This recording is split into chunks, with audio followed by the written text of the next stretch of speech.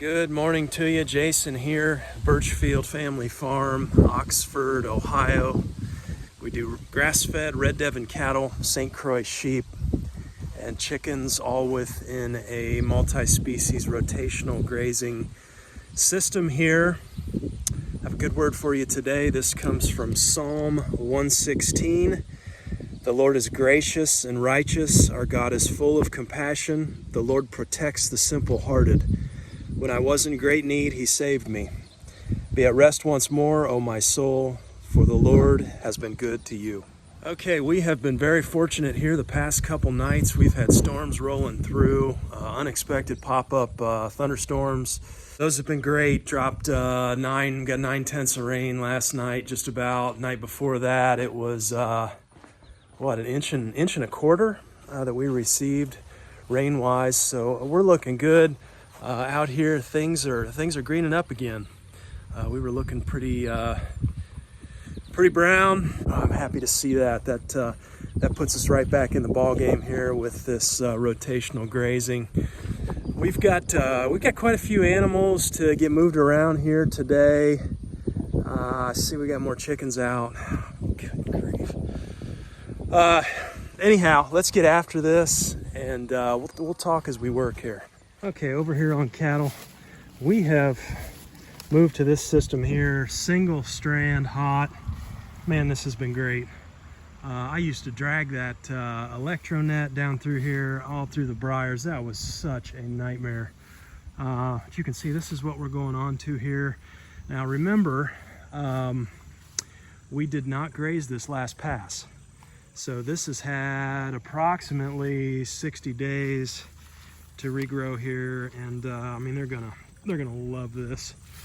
Down here in the waterway, in the creek there, Sam's working on his ram pump, trying to get that running again here since we've got water flow again. This creek dries up, usually dries up in the middle of the summer. Yeah, that single strand hot. Oh my gosh, I don't know why it took me so long to discover that, but that's been keeping them in just fine. Let's go get them moved. Okay, they're honking at me here. So what are we doing here on cattle? We're going through the woods area. We've done, I did peel a couple of our cattle off, and they're over with the sheep right now, just because I'm keeping smaller sections and we're moving every day over here. So we went day 1, 2, 3, I think we did a day 4, and then this was 5 yesterday. You can see they've clipped this down below what I want to be. But with all the rain here lately, that's going to help us bounce back.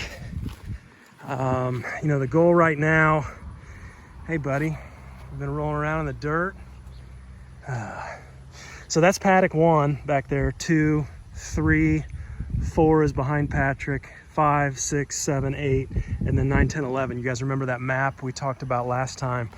So the goal here is I want at least 30 days on that paddock number 1 back there. And you can see, it's hard to tell from here, but it's got some growth coming back. But we moved that last day of June, we moved on to paddock 1. I think that was a Friday. So, you know, we need to get fully through July here to get that at least 30 days. You look like you're in war mode, buddy. Anyhow, you know, keeping them pretty tight here as we move through this wooded section. But what I like, again, about the woods, when you're done with the paddocks, you know, and coming back to that map again, you can kind of see where we go through the paddocks, then we come over to the woods, and the woods allows us to gas and brake pedal. You know, I don't have to. There's no permanent fencing over here like on our paddocks, so I don't have to bunch them up. I could just let them out, you know, if we're having a really easy year and lots of rain. Good grass growth, like in the spring, I can just let them kind of roam here, and you know they're gonna self regulate and select from the trees as well. So we've got vertical growth, not just the pasture, more of a silvo pasture kind of a setup down in here. But I love having this area at the end of the rotation because that allows us to use that gas and brake pedal depending on what the weather's doing. All right, these guys, come on, let's go. Come on, Moose.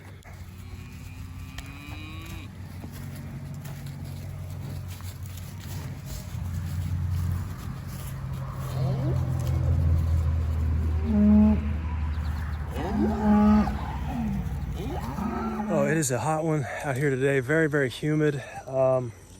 We've been in the 60 to 70% humidity range here the past few days, and temperatures have been up as well. Looks like they're getting into some of the, no, he's hitting the pasture there, not necessarily the trees. I wanted to go over, University of Nebraska has a great cattle heat stress chart. I really like that. You know, cattle are not the same as us in terms of feeling heat. They're going to heat stress a lot quicker than we do, and that can be kind of tricky to pinpoint and to spot. You know, I've kind of noticed in that first sort of sign, they kind of put their neck out, and you can take their breathing, time their breathing, and you can tell that way. But if you really let it go, they start drooling. That's kind of the first real sign that, okay, there's some stress going on. And then they're also gonna stick that tongue out. When they get to where the tongue's out and the neck's out and they're breathing hard, that's more of an emergency in my opinion. So we try and move to shade. The big deal is shade, keeping them in shade. And anyway, University of Nebraska has this great chart here. Yesterday we hit about 92. So this chart, I like it because it takes into account not just temperature, but humidity as well. Yesterday we were at about 65% humidity. So, you know, you find that humidity reading, find that temperature reading, 92 and 65. You can see we were at about an 85 on that heat index. And so, you know, making sure cattle have plenty of water. I think there's some zones down there at the bottom too, like a danger zone and then emergency. So technically we were in the emergency zone there. But you know, you keep them in the shade, or at least give them access where they can come in and out. They're not going to stay there. Ours don't stay there all day. They kind of come in and out, you'll notice. But shade is important. I think I had somebody ask about our 3 paddocks, that 9, 10, and 11 on that map. And they were asking, said something about, don't you need shade for cattle? And yeah, absolutely, we do. And that's one of the reasons why we've run just the sheep there. Sheep are so much better with heat stress. You know, the two things where our sheep really excel, it's a little joy cap, but the places where our sheep really excel over the cattle are, number 1, heat stress, and number 2, flies. And, you know, I don't know if that's coat color. They say coat color in cattle can make a bit of a difference. I think it was about a 2-degree difference in internal body temperature they found. But, you know, try and, you know, cold water, plenty of cold water access. Here comes them. And she's checking things out.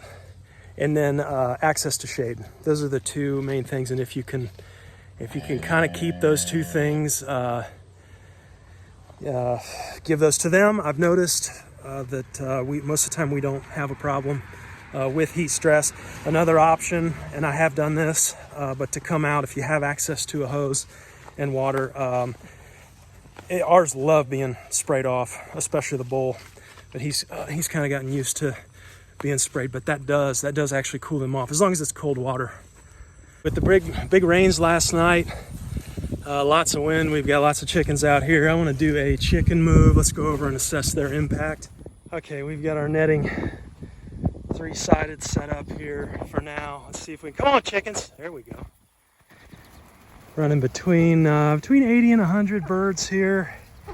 I see, looks like we got a little rooster pressure here. We are running some roosters in here as well. These are from that hatch we did late winter. Let's see if we can put this grain in here. Here they come. We got these set up here, and looks like everybody's in. Let's take a look and assess the impact here. We're moving from paddock 7 here onto paddock 8, and you know, one of the things I'm noticing, we're quite a ways behind cattle now, and I tell you, this is really convincing me. Just what I'm seeing. I see a lot more intact pats. They're not really doing as good of a job at harrowing. That's about half done there. And you know, there are definitely spots where they're gone. You know, those 2 spots there, that's good. That's about half done there. And I really think what's going on here is we have kind of delayed moving them just because it takes a little longer, half hour, 40 minutes. We kind of get to it when we get to it. So consequently, they have fallen behind the cattle in the rotation. You know, cattle have made that. We've made a full 3 passes now through the paddocks, including the sheep in 9, 10, and 11 there. And then, you know, cattle are down in the woods, and they've been down there for, what did I say, 5 days maybe?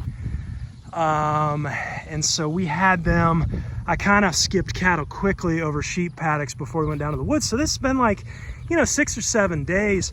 And the problem is, I think, especially when you get into dry weather, you'll see those pads kind of crust over on the top. And I don't know if physically they have a harder time. I'm trying to find one here. Yeah, here we go. They just have a harder time really digging through those. You can see it's just hard on that top, you know. So, you know, more like a chip there. So that's not really what we want. You see some good dung beetle activity there, all those holes in the top, that's good. But I think, you know, what we're learning here, I think like pretty much 2 to 3, maybe 4 days behind the cattle. I think at this point I'm really preferring like 2 to 3 days. And you know, if you're getting rain, I think that rain last night and the night before is really going to help kind of soften these up. We'll see their impact here. But you know, when you're wanting the chickens to do the work, conditions can definitely be made more favorable. And again, I think that's done by following cattle closer.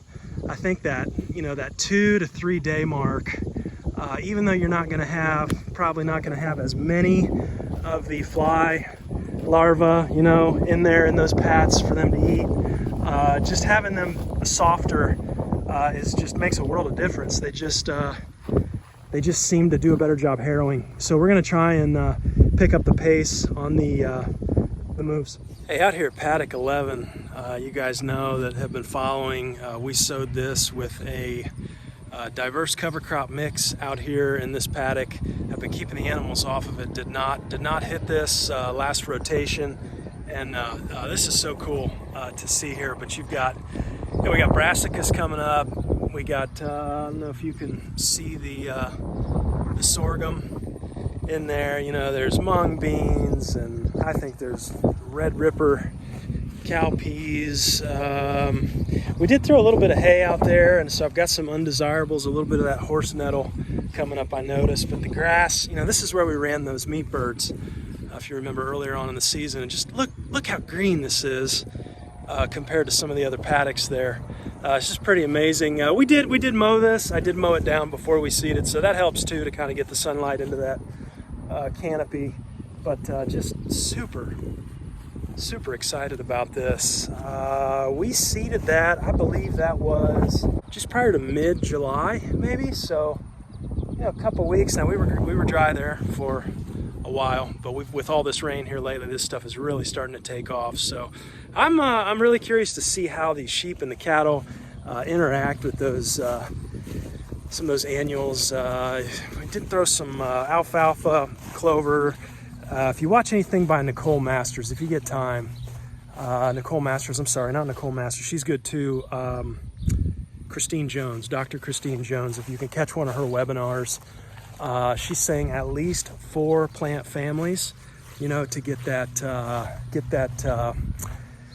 synergy, the diverse mix in there, and you know, this thing's really just start building that soil organic matter through those root exudates, mycorrhizal networks, and all kinds of stuff going on. What was it being said the other day? A barley seed. You know, the seed, they're finding the seed has its own microbiome now, and a barley seed has 9 billion microbes just in that barley seed. You know, that's more people than there are on Earth, just in a barley seed. That's amazing to think about. So when you introduce these seeds into your pasture, you know, you're getting all of that microbial diversity. Dr. James White, if you get some time to watch some of his stuff, rhizophagy, where plants, the roots are actually putting out exudates, taking in microbes and then putting them back out. Root hairs elongate, fascinating stuff. It's no longer about synthetics and nitrogen and phosphorus. Matter of fact, when you apply that stuff, you're putting your pasture on welfare. They found that you will not develop, this is Christine Jones, Dr. Christine Jones, you will not develop the mycorrhizal fungal networks when you're applying synthetic nitrogen. They're not there. They don't need to do that. You've put your plants on welfare. And so works much better when you have that diverse mix and just allow it to do what it does. Pretty cool. Okay, speaking of plants and plants intelligence, I wanted to bring you over here and show you a little observation that I've made. We got cattle. Those are our other 2 cattle and the mama ewes there on that paddock by the hay barn there, getting ready to move them here in a bit. But this whole paddock out here, this paddock never really gets a rest. And you know, you guys know our story. I went over that in the last video, but we rent this section here to a local cattle family. They run cows here. They set stock graze this. You can see all the weed pressure that we have out here. Largely thistle. Now the cattle, as we talked about last time, they're going to selectively graze around this thistle. You can see everything is just, it's a putting green. It's grazed down to nothing except for the weeds. You've got burdock, you've got a little bit of chicory, and mostly thistle though that's come on out here. And this is what happens when you set stock graze and you don't mow. If you're going to set stock graze, in my opinion, you really have to mow. You have to knock back those undesirables. Why? Well, those thistle are heading out. They're going to seed, and you know, that's not something that we want. But that's not what I came over here to show you. I wanted to show you, we threw out hay last year, and you guys know I've gone over this in some other videos. We used to bale graze or maybe roll out bales, you'd call it. I think bale grazing is when you leave them in one spot.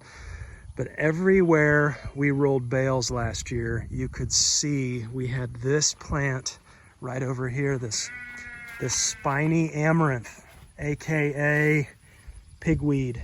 And there are spines all over this stuff. It's the nastiest, one of the nastiest plants you can deal with. Those are all seeds on there.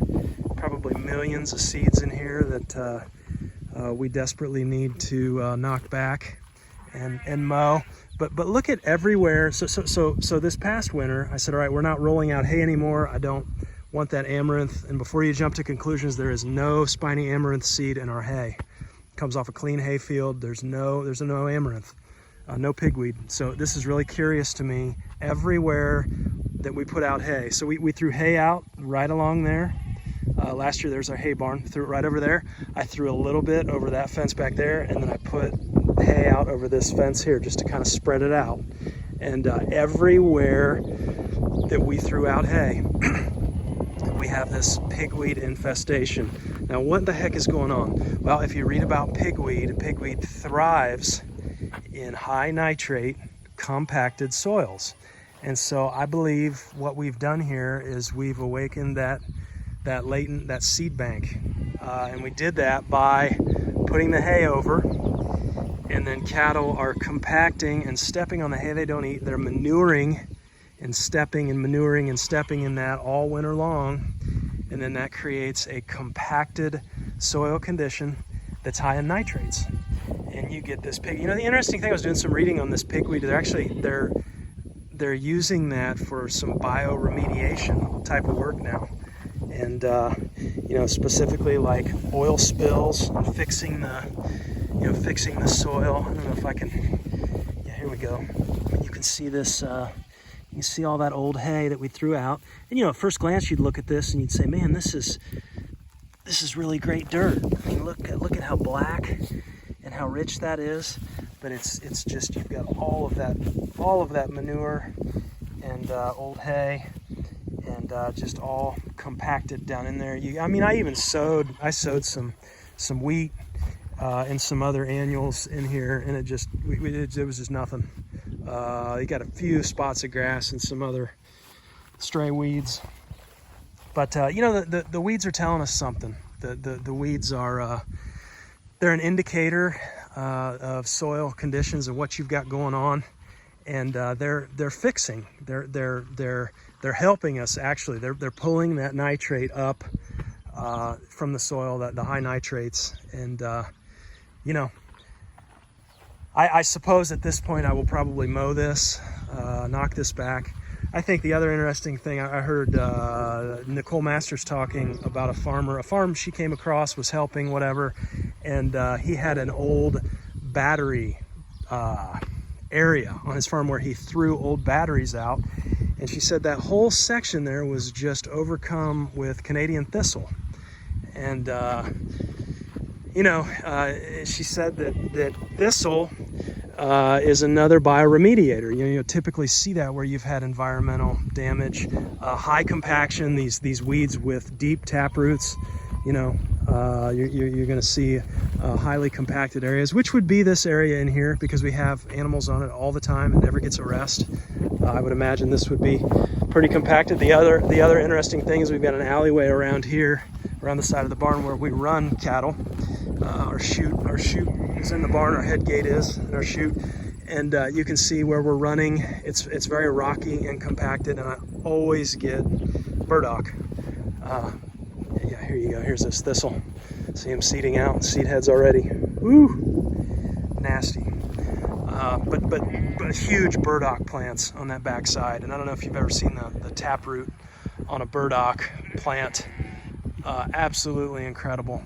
I mean, daikon radishes have nothing on a burdock taproot. I'm sorry, but those things are just, they can get massive. But you know, if you can manage that in the right way, you know, that's breaking up that compacted soil, and it's going to allow that water infiltration then when you get rid of that burdock, and you've got that root mass down there that's dying off. And it was a video a while back I saw, it was on Cover Crops, and then they had gone in and seeded soybeans.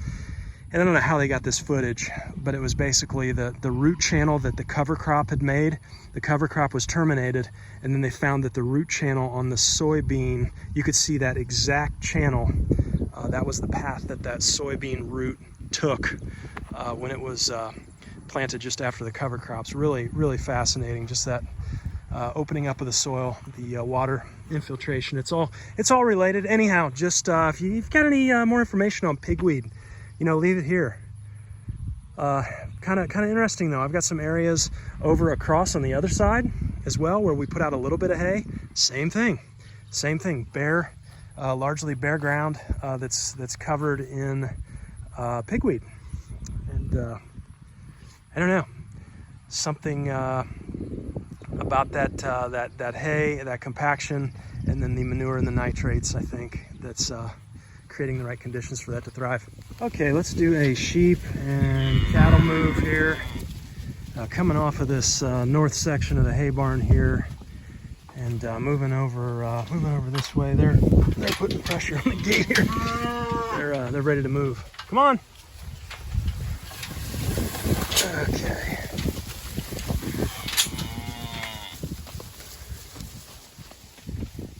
Come on, Moose. Okay, let's take a look at what we're coming off of here. Quite a bit of scragglies here. Those are all chicory, and to be honest, I don't mind the chicory, especially this year. It's a natural anthelmintic. This time of year, I should say. It's a natural anthelmintic, and the sheep really love to eat on that. They don't eat the whole thing down, but they'll eat the flowers off in the tops, probably the tender parts. See a little bit of burdock up against the barn there. That's talking about that compaction. There's no gutter on this side of the barn, so that water comes down. And also animals lay there because it's shady. So you've got that burdock coming out, trying to remedy that compaction issue over there. But they've got this, this is not eaten down too bad. Been here a little over 2 days. Let's have a look at what we're coming on to. Yeah, you can see over here again, burdock sticking up. That's right in that path where we run cattle. That's telling us a bit of compaction. I need to get that out of there before that continues to seed here. But this looks like a really, really nice stand. I've always loved this front pasture ever since we've run the chickens over here, the meat birds. We did several years over here of meat birds, and it's just such a I don't know, it just seems to just be more robust than the paddocks that haven't had chickens. But you know, looking down here, I see some of those summer weeds coming on. There's a horse thistle, horse nettle, I should say. But you got, you know, look at your red clovers in here. Again, chicory. We did not seed any of this chicory either. Butterflies, a lot of butterflies, moth type species on the red clover this time of year. But got some alfalfa in here as well. And you know, just a little bit of everything. And I think that's what makes it so good. Here's that alfalfa I was talking about. Nice little stand of it right in here. But you know, talking sheep here, we did sell all of our ewe lambs. That was good. Made that sale last week and sold a ram along with all of those ewes. And the remaining rams have been peeled off, and those will go to their buyer here shortly. And so all the lambs are spoken for. That's been great. But it's been good. It's been, all things considered, with the drought. And you know, on this paddock here, we will graze this with cattle and sheep probably about a day. I don't know if we'll get much more out of that than a day.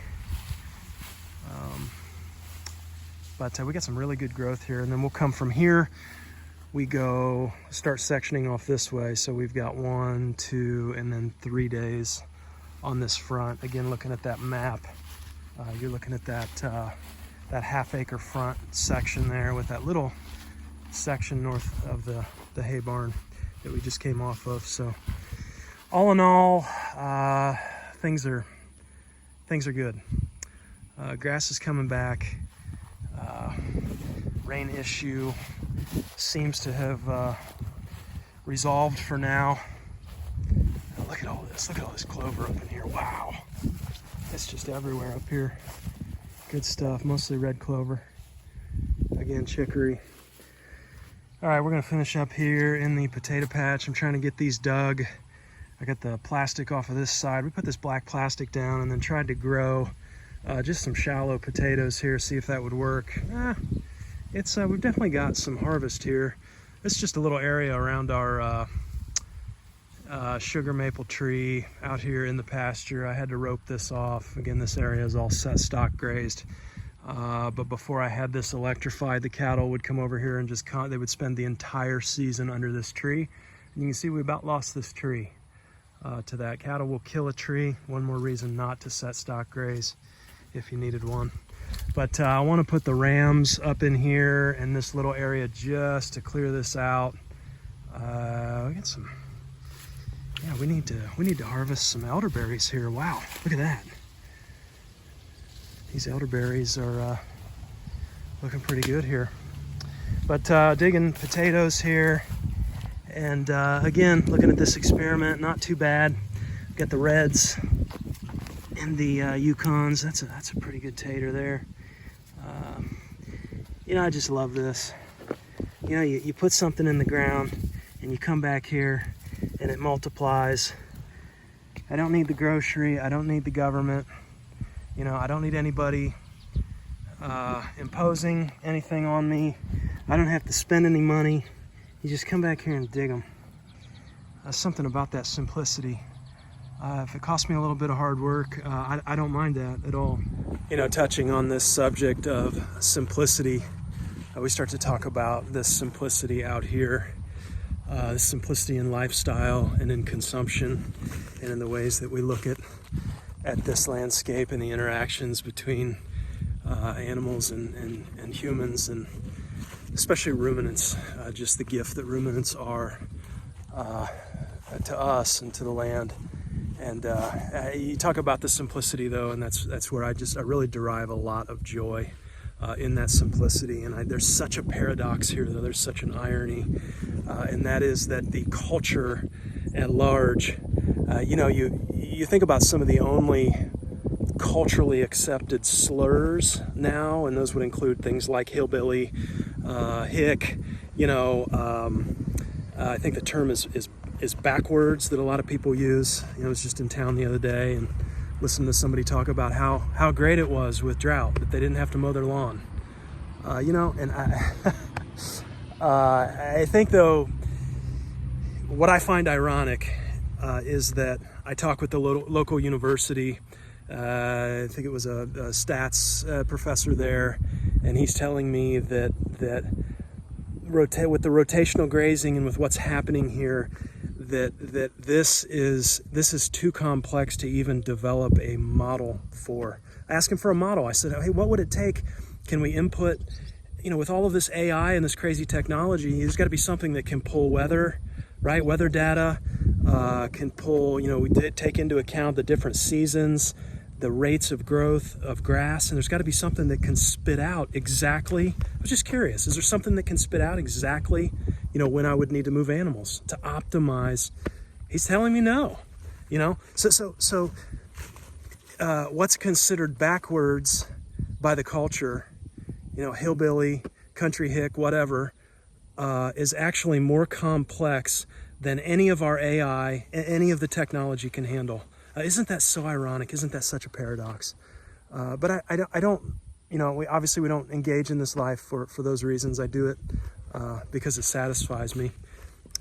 Ruminant animals, I believe, are one of God's great gifts to mankind, taking grass and converting it into meat, milk, fertilizer, and more babies, more offspring. There is no machine that can do that. And so I take great joy in what we do here and in the things that the Lord's showing us. I hope you're blessed today. I hope you're at peace. Thanks for hanging with me, and we'll talk to you next time. Take care.